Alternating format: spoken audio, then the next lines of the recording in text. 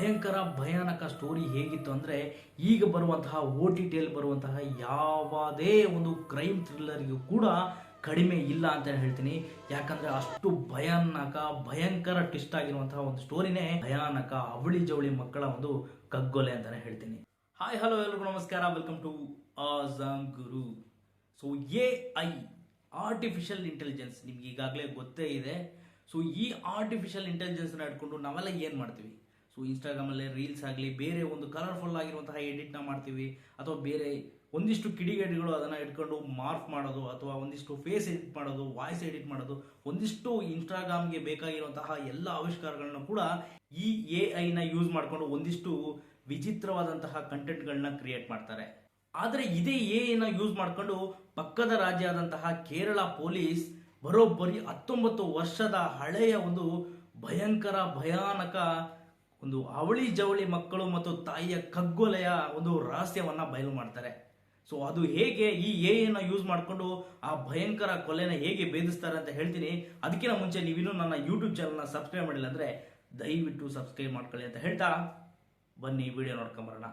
ಅದು 2006 ಫೆಬ್ರವರಿ 10 ಕೇರಳ ಕೊಲ್ಲಂ ಅನ್ನುವಂತಹ ಗ್ರಾಮದಲ್ಲಿ ರಂಜಿನಿ ಅನ್ನುವಂತಹ ಒಂದು ಹೆಣ್ಣುಮಗಳು 2 ಮುದ್ದಾದ ಅವಳಿ ಜವಳಿ ಮಕ್ಕಳಿಗೆ ಜನ್ಮವನ್ನ ನೀಡ್ತಾಳೆ. ಆ ಕೇರಳ ರಾಜ್ಯದ ಅಂಜಲ್ ಗ್ರಾಮದಲ್ಲಿ ಅವಳಿ ಜವಳಿ ಮಕ್ಕಳು ಹುಟ್ಟಿದಂತಹ ಖುಷಿ ಎಲ್ಲರಿಗೂ ಒಂದು ಸಂತೋಷವನ್ನ ತಂದಿರುತ್ತೆ. ಆ ಮಗುವಿನ ತಾಯಿಗೂ ಕೂಡ, ಆ ತಾಯಿಯ ಅಮ್ಮನಿಗೂ ಕೂಡ. ಅದೇ ರೀತಿ ಆ ಮಗು, ಅವಳಿ ಜವಳಿ ಮಗು ಹುಟ್ಟಿ ಬರೀ 17 ದಿನಗಳಾಗಿರುತ್ತೆ. ಸೊ ತಾಯಿಯು ಇಬ್ರು ಮಕ್ಕಳು ಕೂಡ ಅಷ್ಟು ಚಂದವಾಗಿ ಆಟ ಆಡ್ತಿರ್ತಾರೆ. ಆ ರಂಜಿನಿ ಅನ್ನುವಂತಹ ಆ ಹೆಣ್ಣು ಮಗಳ ತಾಯಿ ಏನಿದೆ, ಅವರು ಮಾರ್ಕೆಟಿಗೆ ಅಂತ ಹೋಗಿರ್ತಾರೆ.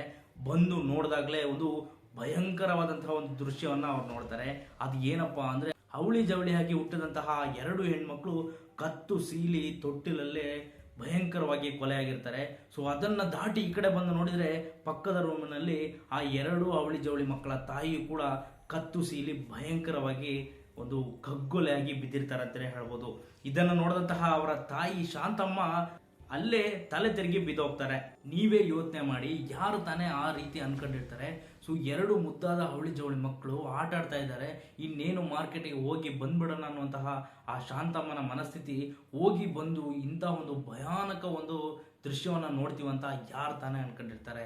ಇಂಥ ಒಂದು ಹಾಡ ಹಗಲೇ ಒಂದು ಕಗ್ಗೊಲೆ ನೋಡಿದಂತಹ ಶಾಂತಮ್ಮಗೆ ದಿಕ್ಕೇ ತೋಚದಂತ ಆಗುತ್ತೆ. ಸೊ ಏನ್ ಮಾಡೋದಂತ ಕೂಡ ಗೊತ್ತಾಗಲ್ಲ. ಸೊ ಅಲ್ಲೇ ಪಕ್ಕದಲ್ಲಿರುವಂತಹ ಕೊಲ್ಲಂನ ಅಲ್ಲೇ ಇರುವಂತಹ ಒಂದು ಪೊಲೀಸ್ ಸ್ಟೇಷನ್ ಅಲ್ಲಿ ಹೋಗಿ ಕಂಪ್ಲೇಂಟ್ ನ ಕೊಡ್ತಾರೆ. ಸೊ ಪೊಲೀಸು ಕೂಡ ಬಂದು ನೋಡುತ್ತೆ. ಅಲ್ಲಿರುವಂತಹ ಒಂದು ಕೊಲ್ಲಂನ ಅಂಜಲ್ ಗ್ರಾಮ ಕೂಡ ಬೆಚ್ಚಿ ಬೀಳುತ್ತೆ ಇಂತಹ ಒಂದು ಬರ್ಬರಾಗಿರುವಂತಹ ಒಂದು ಕಗ್ಗೊಲೆಯನ್ನು ನೋಡಿ. ದಿಕ್ಕೆ ತೋಚಂತಹ ಶಾಂತಮ್ಮ ಇಂತಹ ಒಂದು ಭಯಾನಕ ಕಗ್ಗೊಲೆನ ರಂಜಿನಿಯ ಹಸ್ಬೆಂಡ್ ಆದಂತಹ ಮತ್ತು ಅವರ ಅವಳಿ ಜವಳಿ ಮಕ್ಕಳ ತಂದೆಯಾದಂತಹ ಪಠಾನ್ ಕೋಟ್ ಆರ್ಮಿಯಲ್ಲಿ ಕೆಲಸ ಮಾಡಿದಂತಹ ಡೆವಿಲ್ ಕುಮಾರಿ ವಿಷಯವನ್ನ ತಲುಪಿಸ್ತಾರೆ. ಇದಾದ ನಂತರ ಆ ಕೊಲ್ಲಂನ ಅಂಜಲ್ ಗ್ರಾಮದ ಪೊಲೀಸ್ ಕೂಡ ಇಂಥ ಒಂದು ಭಯಂಕರ ಕಗ್ಗೊಲೆನ ಬೇಯಿಸೋಕೆ ಶುರು ಮಾಡ್ತಾರೆ. ಸೊ ಹಾಗೆ ಬೇಯಿಸೋಕೆ ಶುರು ಮಾಡಿದ ಮೇಲೆನೆ ಇಂತಹ ಒಂದು ಕಗ್ಗೊಲೆಯ ಭಯಾನಕ ಸತ್ಯತೆಗಳು ಹೊರಬರಕ್ಕೆ ಶುರು ಆಗುತ್ತೆ. ಅದು ಏನಪ್ಪಾ ಅಂದ್ರೆ, ರಂಜಿನಿ ಅವರು ಡೆಲಿವರಿಗೆ ಅಂತ ಹೇಳಿ ಅಲ್ಲಿರುವಂತಹ ಲೋಕಲ್ ಒಂದು ಹಾಸ್ಪಿಟಲ್ ಅಲ್ಲಿ ಅಡ್ಮಿಟ್ ಆಗಿರ್ತಾರೆ. ಸೊ ಅದೇ ಹಾಸ್ಪಿಟ್ಲಿಗೆ ಅನಿಲ್ ಕುಮಾರ್ ಅನ್ನುವಂತಹ ಒಬ್ಬ ಅಪರಿಚಿತ ವ್ಯಕ್ತಿ ಕೂಡ ಅದೇ ಹಾಸ್ಪಿಟಲ್ ಅಲ್ಲಿ ಅವರ ವೈಫ್ ನ ನಾವು ಅಡ್ಮಿಟ್ ಮಾಡಿದ್ವಿ ಅಂತ ಹೇಳಿ ರಂಜಿನಿ ಅವರಿಗೆ ಪರಿಚಯ ಆಗ್ತಾನೆ. ಅವರು ಯಾವ ಮಟ್ಟಕ್ಕೆ ಅವನು ಅನಿಲ್ ಕುಮಾರ್ ಅನ್ನುವಂತಹ ಒಂದು ಅಪರಿಚಿತ ವ್ಯಕ್ತಿ ಪರಿಚಯ ಆಗ್ತಾನೆ ಅಂದ್ರೆ, ರಂಜಿನಿ ಮತ್ತು ಶಾಂತಮ್ ಅವರಿಗೆ ತುಂಬಾನೇ ಕ್ಲೋಸ್ ಆಗ್ತಾನೆ. ಒಂದಿಷ್ಟು ಹೆಲ್ಪ್ ಮಾಡೋದಾಗ್ಲಿ, ಮೆಡಿಸಿನ್ ತರೋದಾಗ್ಲಿ, ಬಿಲ್ ತರೋದಾಗ್ಲಿ, ಒಂದಿಷ್ಟು ಅವರಿಗೆ ನೋಡ್ಕೊಳ್ಳುವ ರೀತಿ, ಒಳ್ಳೆಯ ರೀತಿ ಅವ್ರ ಜೊತೆ ಒಂದು ಕ್ಲೋಸ್ ಆಗೋಕ್ಕೆ ಶುರು ಮಾಡ್ತಾನೆ. ಸೊ ಅದು ಯಾವ ಮಟ್ಟಕ್ಕೆ ಕ್ಲೋಸ್ ಆಗುತ್ತಂದ್ರೆ, ರಂಜಿನಿ ಡೆಲಿವರಿ ಆದ್ಮೇಲೂ ಕೂಡ, ಅವರು ಮನೆಗೆ ಬಂದ ಮೇಲೂ ಕೂಡ ಅವ್ರ ಜೊತೆ ಒಂದಿಷ್ಟು ಮಾತುಕತೆಗಳನ್ನ ನಡೆಸೋದು, ಮನೆಗೆ ಬಂದು ಹೋಗೋದು, ಒಂದಿಷ್ಟು ವಿಚಾರಗಳನ್ನ ಕೂಡ ಅಪರಿಚಿತವಾದಂತಹ ಅನಿಲ್ ಕುಮಾರ್ ಮಾಡ್ತಾ ಇದ್ದ. ಸೊ ಹಾಗಾದ್ರೆ ಈ ಅನಿಲ್ ಕುಮಾರ್ ಈ 2 ಅವಳಿ ಜವಳಿ ಹಸುಗೂಸುಗಳನ್ನ ಕೊಲ್ಲುವಂತಹ ದ್ವೇಷ ಏನಿತ್ತು, ಈ ಒಂದು ಕೆಲವೇ ದಿನಗಳಷ್ಟು ಪರಿಚಯ ಆದಂತಹ ಈ ರಂಜಿನಿಯನ್ನ ಕತ್ತು ಸೀಳಿ, ಆ 2 ಹಸುಗೂಸು ಹೆಣ್ಣು ಮಕ್ಕಳನ್ನ ಕತ್ತು ಸೀಳಿ ಸಾಯಿಸುವಷ್ಟು ದ್ವೇಷ ಏನಿತ್ತು ಅಂತ ಒಂದು ಪೊಲೀಸ್ ಕೂಡ ಇದನ್ನ ಒಂದು ಭೇದಿಸ್ತಾ ಹೋಗ್ತಾರೆ. ಅಷ್ಟರೊಳಗೆ ಈ ಅನಿಲ್ ಕುಮಾರ್ ಎಸ್ಕೇಪ್ ಆಗಿರ್ತಾನೆ. ಸೊ ಈ ಕೇಸ್ ಕೂಡ CBCIDಗೆ ಹಸ್ತಾಂತರವಾಗುತ್ತೆ. ಸೊ ಅದನ್ನ ಹುಡುಕಾಟ ಶುರು ಮಾಡಿದಾಗಲೇ ಗೊತ್ತಾಗಿತ್ತು, ಸೊ ಆ ಒಂದು ಕಗ್ಗೊಲೆನ ಮಾಡಿದಂತಹ ವ್ಯಕ್ತಿಗಳು ಒಬ್ಬ ಅಲ್ಲ, ಇಬ್ರು ಅಂತ. ಹೀಗೆ ಈ ಕೊಲೆಗಾರರನ್ನ ಹುಡುಕೋದ್ರಲ್ಲಿ CBCID ಹುಡುಕೋದ್ರೊಳಗೆ ಕಾಲಗಳು ಉರುಳೋಗುತ್ತೆ. ಆದ್ರೆ ಆ ಬಡ ತಾಯಿ ಶಾಂತಮ್ಮ ತನ್ನ ಮಗಳಿಗಾದಂತಹ ಅನ್ಯಾಯ, ತನ್ನ ಮೊಮ್ಮಕ್ಕಳಿಗಾದಂತಹ ಅನ್ಯಾಯನ ಯಾವುದೇ ಕಾರಣಕ್ಕೂ ನಾವು ಬಿಡಬಾರ್ದು. ತಕ್ಕ ಪಾಠವನ್ನ ತಪ್ಪಿತಸ್ಥರಿಗೆ ತಕ್ಕ ಶಿಕ್ಷೆಯನ್ನ ಸಿಗೋವರೆಗೂ ನಾನು ಬಿಡಬಾರ್ದು ಅಂತ ಹೇಳ್ಬಿಟ್ಟು ಒಂದು ದಿಟ್ಟ ಹೋರಾಟನ ಮಾಡ್ತಾರೆ ಆ ಬಡ ತಾಯಿ ಶಾಂತಮ್ಮ. ಸೊ ಹೀಗೆ ಹುಡುಕ್ತಾ ಅನಿಲ್ ಕುಮಾರ್ ಒಂದು ಬಾರಿ ATM ಅಲ್ಲಿ ಹಣ ತಗೊಳ್ಳುವಾಗ ಪೊಲೀಸ್ ಕೈಯಲ್ಲಿ ಸಿಗಾಕೊಳ್ತಾನೆ. ಸೊ ಆವಾಗಲೂ ಕೂಡ ಅವನು ಎಸ್ಕೇಪ್ ಆಗಿ ಅಲ್ಲಿಂದ ಓಡ್ಬಿಡ್ತಾನೆ.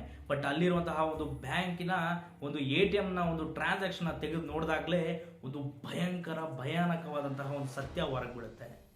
ಅದು ಏನಪ್ಪಾ ಅಂದ್ರೆ ಈ ಕೊಲೆ ಮಾಡಿದಂತಹ ಅನಿಲ್ ಕುಮಾರ್ ಅವರ ಹೆಸರು ಅನಿಲ್ ಕುಮಾರೇ ಅಲ್ಲ, ಅವನ ಹೆಸರು ರಾಜೇಶ್.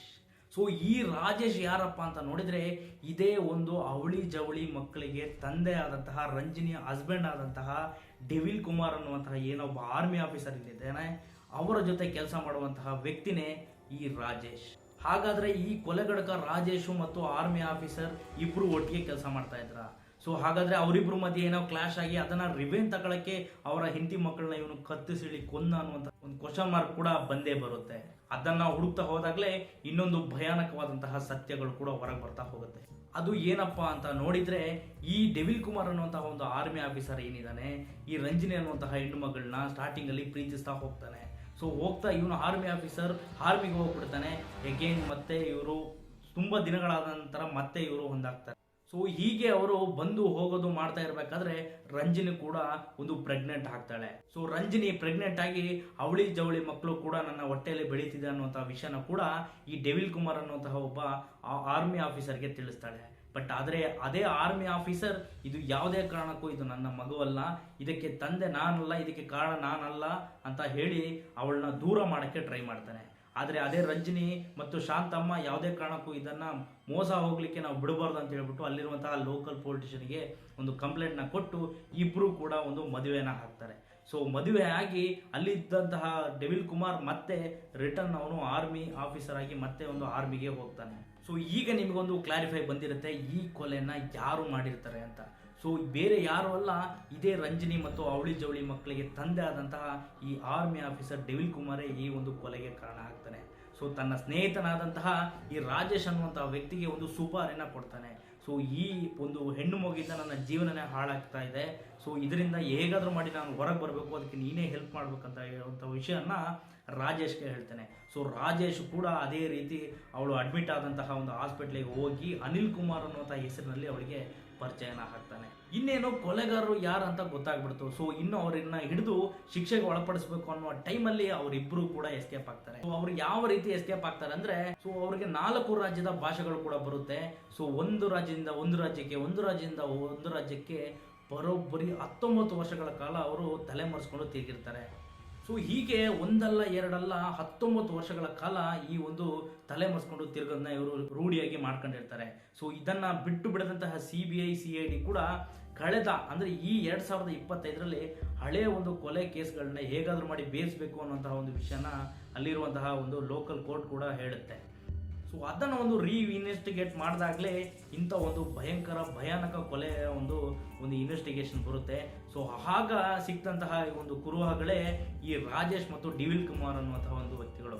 ಆದರೆ ಇವರು ಇನ್ನೂ ತಲೆಮರೆಸ್ಕೊಂಡಿದ್ದಾರೆ. ಇದಕ್ಕೆ ಒಂದು ಈ ಕೊಲೆಗಾರರನ್ನ ಇನ್ನೂ ಹಿಡಿದಿಲ್ಲ ಅನ್ನುವಂತಹ ಒಂದು ಕ್ವಶನ್ ಮಾರ್ಕ್ ಕೂಡ ಎದ್ದೇ ಹೇಳುತ್ತೆ ಆ ಗವರ್ಮೆಂಟ್ಗೆ, ಸೊ ಅಲ್ಲಿರುವಂತಹ ಸರ್ಕಾರಕ್ಕೆ. ಸೊ ಹೇಗಪ್ಪ ಹಿಡಿಯೋದು ಈ 2025ರಲ್ಲಿ 19 ವರ್ಷ ಮುಂಚೆ ಆದಂತಹ ಕೊಲೆ, ಅವ್ರು ಬದುಕಿದಾರ, ಸತ್ತಿದಾರ, ಎಲ್ಲಿದ್ದಾರೆ, ಏನು ಅಂತ ಹೇಳ್ಬಿಟ್ಟು ಯಾರಿಗೂ ಕೂಡ ಮಾಹಿತಿ ಗೊತ್ತಿರಲ್ಲ. ಸೊ ಕೊನೆಯದಾಗಿ ಈ ಇಂಟರ್ನೆಟ್ ರೆವಲ್ಯೂಷನ್ ಅನ್ನುವಂತಹ ಒಂದು ವಿಷಯ ಏನಿದೆ, AI ಆರ್ಟಿಫಿಷಿಯಲ್ ಇಂಟೆಲಿಜೆಂಟ್ ಹೇಗೆ ಹೆಲ್ಪ್ ಮಾಡ್ತಾ ಅಂತ ಹೇಳಿದ್ರೆ, ಸೊ ಅವರ ಒಂದು ಹಳೆ ಫೋಟೋಗಳು ಆ ಒಂದು ಫೈಲಲ್ಲಿ ಇರುತ್ತೆ. ಸೊ ಈಗ ಅವರು ತಲೆ ಬಳಸ್ಕೊಂಡು ಏನು ಬೇಕಾದ್ರೆ ಮಾಡಿರ್ಬೋದು, 19 ವರ್ಷ ಆದಮೇಲೆ ಅವ್ರು ಯಾವ ರೀತಿ ಬೇಕಾದ್ರೆ ಚೇಂಜ್ ಆಗಿರ್ಬೋದು. ಬಟ್ ಈ ಆರ್ಟಿಫಿಷಿಯಲ್ ಇಂಟೆಲಿಜೆಂಟ್ ಯಾವ ರೀತಿ ಉಪಯೋಗ ಆಯ್ತು ಅಂದ್ರೆ, ಆ ಹಳೆ ಫೋಟೋಗಳನ್ನ ತಗೊಂಡು ಈ ವೆಬ್ ಬ್ರೌಸರಲ್ಲಿ ಪೊಲೀಸ್ ಇನ್ವೆಸ್ಟಿಗೇಷನ್ ಅಲ್ಲೇ ಒಂದು ವೆಬ್ ಬ್ರೌಸರಲ್ಲಿ ಒಂದಿಷ್ಟು ಮ್ಯಾಚ್ ಆಗುವಂತಹ ಒಂದು ವಿಷಯಗಳನ್ನ ಅವರು ಸರ್ಚ್ ಮಾಡ್ತಾರೆ ಆರ್ಟಿಫಿಷಿಯಲ್ ಇಂಟೆಲಿಜೆಂಟ್ನ ಯೂಸ್ ಮಾಡಿಕೊಂಡು. ಸೊ ಅಂತಹ ಒಂದು ಆರ್ಟಿಫಿಷಿಯಲ್ ಇಂಟೆಲಿಜೆಂಟ್ನ ಯೂಸ್ ಮಾಡಿ ಈ ಹಳೆ ಫೋಟೋನ ಹಾಕಿ ಎಲ್ಲ ವೆಬ್ಸೈಟ್ಸಲ್ಲಿ ಈ ಒಂದು ಫೋಟೋನ ಸರ್ಚ್ ಮಾಡಿದ್ದಾರೆ. ಸೊ ಅಲ್ಲಿ ಮ್ಯಾಚ್ ಆದಂತಹ ಒಂದೆರಡು ಫೋಟೋಗಳೇ ಈ ಡೆವಿಲ್ ಕುಮಾರ್ ಮತ್ತೆ ಈ ರಾಜೇಶ್ ಅನ್ನುವಂತಹ ಕೊಲೆಗಡಕರು. ಅವರು ಎಲ್ಲಿದ್ದಾರೆ ಅಂತ ಹೇಳ್ಬಿಟ್ಟು ಈ ಸೋಷಿಯಲ್ ಮೀಡಿಯಾದಲ್ಲಿರುವಂತಹ ಅಕೌಂಟು, ಮೊಬೈಲ್ ನಂಬರು, ಯೂಸ್ ಮಾಡಿದಂತಹ ವೆಬ್ಸೈಟ್ URLಗಳನ್ನೆಲ್ಲ ಸರ್ಚ್ ಮಾಡಿದಾಗ ಅವರು ಪುದುಚೇರಿಯಲ್ಲಿರುವಂತಹ ಒಂದು ಗ್ರಾಮದಲ್ಲಿ ಅವರು ವಾಸಿಸ್ತಾ ಇದ್ದಾರೆ ಅಂತ ಗೊತ್ತಾಗುತ್ತೆ.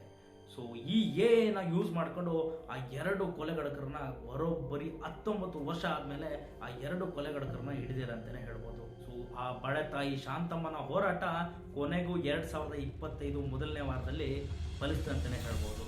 2006ರಲ್ಲಿ ಬೆಚ್ಚಿ ಬಿದ್ದಂತಹ ಕೇರಳ ಮತ್ತೊಮ್ಮೆ ಈ ಒಂದು ಘಟನೆನ ನೆನೆಸ್ಕೊಂಡು ಎಂಟೈರ್ ಕೇರಳ ರಾಜ್ಯನೇ ಒಂದು ರೀತಿಯಲ್ಲಿ ಬೆಚ್ಚಿ ಬಿದ್ದಿದೆ ಅಂತಲೇ ಹೇಳ್ಬೋದು. ಈಗ ನಿಮಗೆ ಗೊತ್ತಾಗಿರ್ಬೋದು ಎನ ಯೂಸ್ ಮಾಡಿಕೊಂಡು ಯಾವ ರೀತಿ ಒಂದು 20 ವರ್ಷಗಳ ನಂತರ ಒಂದು ಕೊಲೆಗಡಕರನ್ನ ಹಿಡಿತಾರೆ ಅಂದರೆ ಅದು ಅಂತಿಂಥ ಕೊಲೆ ಅಲ್ಲ, ಹಸುಗೂಸುಗಳನ್ನ ಭಯಾನಕವಾಗಿ ಕೊಂದಂತಹ ಕೊಲೆಗಡಕರನ್ನ. ಸೊ ಟೆಕ್ನಾಲಜಿ ಯಾವ ರೀತಿ ಡೆವಲಪ್ ಆಗ್ತಿದೆಯೋ ಅದರಿಂದ ನಮಗೆ ಒಂದಿಷ್ಟು ಅಡ್ವಾಂಟೇಜ್ಗಳೇ ತುಂಬ ಇದೆ ಅಂತ ಹೇಳ್ತೀನಿ. ಬಟ್ ಎಲ್ಲ ಒಂದು ಸೋಷಿಯಲ್ ಮೀಡಿಯಾ ಯೂಸರ್ಸ್ ಆಗಲಿ ಅದನ್ನು ನೆಗೆಟಿವ್ ಆಗಿ ಅದನ್ನ ಯೂಸ್ ಮಾಡ್ಕೊಂಡು ಹೋಗ್ತಾರೆ. ಸೊ ಅದರಿಂದ ಡಿಸ್ಅಡ್ವಾಂಟೇಜ್ ಆಗಿ ಅದನ್ನ ಎಲ್ಲರಿಗೂ ಇದು ಮಾಡ್ತಾ ಹೋಗ್ತಾರೆ ಅಂತಲೇ ಹೇಳ್ಬೋದು. ಬಟ್ ಅದರಲ್ಲಿರುವಂತಹ ಒಂದು ಅಡ್ವಾಂಟೇಜ್ನ ಯೂಸ್ ಮಾಡ್ಕೊಂಡ್ರೆ ಎಂಥ ಒಂದು ರೆವಲ್ಯೂಷನ್ನ ನಾವು ಕ್ರಿಯೇಟ್ ಮಾಡ್ಬೋದು ಅಂತ ಈ ಒಂದು ವಿಷಯದಲ್ಲೇ ನಾವು ತಿಳ್ಕೊಬೋದು ಅಂತಲೇ ಹೇಳ್ಬೋದು. ಸೊ 19 ವರ್ಷಗಳು ಅವ್ರನ್ನ ಬದುಕಕ್ಕೆ ಬಿಟ್ಟಿದ್ದೆ ತಪ್ಪು ಅಂತ ಹೇಳ್ತೀನಿ ನಾನು. ಈಗಲಾದರೂ ಅಲ್ಲಿರುವಂತಹ ಗೌರ್ಮೆಂಟ್ ಅವರಿಗೆ ತಕ್ಕ ಒಂದು ಶಿಕ್ಷೆಯನ್ನು ಕೊಡಬೇಕು, ಕೂಡಲೇ ಅವರಿಗೆ ಒಂದು ಮರಣದಂಡನ ವಿಧಿಸಬೇಕು ಅಂತ ಹೇಳ್ತಾ ಈ ಒಂದು ವಿಚಾರ, ಈ ಒಂದು ಕೊಲೆ ಹೇಗೆ ಬೇರಿಸಿದ್ರು ಪೊಲೀಸ್ ಅನ್ನುವಂಥ ಒಂದು ವಿಷಯನ ಸೊ ನಿಮಗೆ ಏನು ಅನಿಸುತ್ತೆ ಅನ್ನೋದನ್ನು ಕೂಡ ಈ ವಿಡಿಯೋ ಸೆಕ್ಷನ್ಗೆ ಕಮೆಂಟ್ ಮಾಡಿ ಅಂತ ಹೇಳ್ತಾ ವಿಡಿಯೋ ಮುಗಿಸಿ ಟಾಟಾ ಟೇಕ್ ಕೇರ್.